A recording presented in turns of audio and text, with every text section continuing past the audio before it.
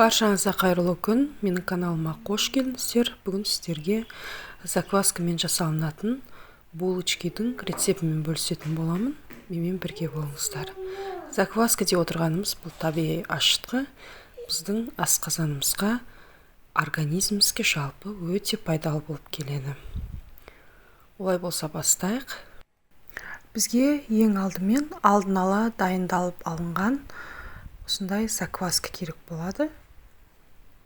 Алдын ала тамақтандырып дайындап аламыз. Ыдысымызға салып, үстіне суымызды құямыз. Судың орнына сүт құйсақ та болады. Жақсылап араластырып, жұмыртқамызды саламыз. 2 ас қасық қантымызды салып, жақсылап араластырып, 1 шай қасық тұз және сары майымызды саламыз. Тағы да бір араластырып, ұнымызды қосып, қамыр қылып илейміз. Қамыр жұмсақ болу керек, қолға жабыспайтындай жұмсақ қамыр илейміз.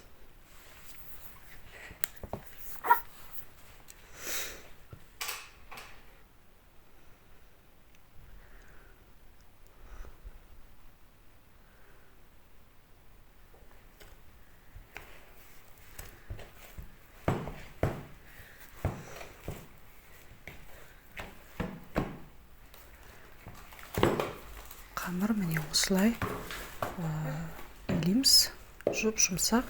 Енді мен басқа ыдысқа ауыстырам.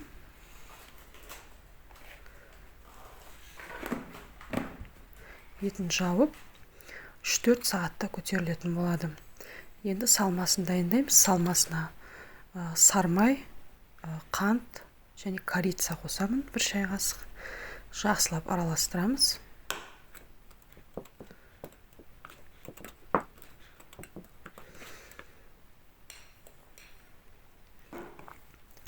Енді қамырымыз мына жерде менде өте жақсы көтерілген болатын. Ыдыстан тасып, мен 1 рет қайырдым.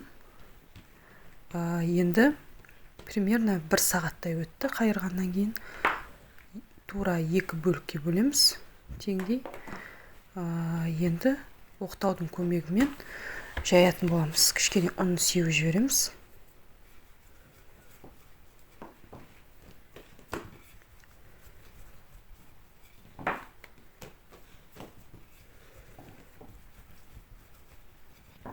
Енді осылай жаятын боламыз.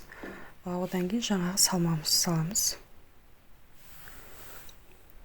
Бір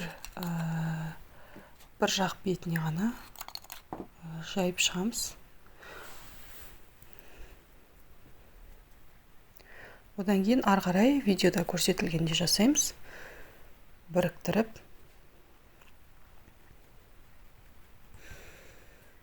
бөліктерге бөлетін боламыз.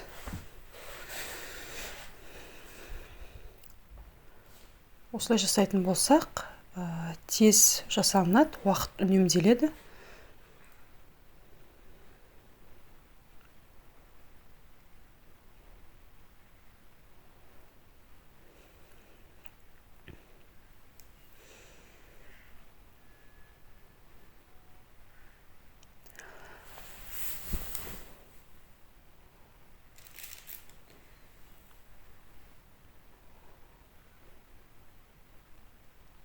Барлығын жасап, противеньге пергамент қағазын төсеп, соған орналастыратын боламыз. Және де бетін жауып, жарты сағат немесе 1 сағатқа қойсақ та болады. Менде 1 сағат өтті, қарасаңыздар, көтерілген. Енді үстіне жұмыртқаның сарысын жағып, 180 градуста жарты сағаттай қызарғанша пісіріп аламыз. Менде міне пісіп шықты. Өте әдемі.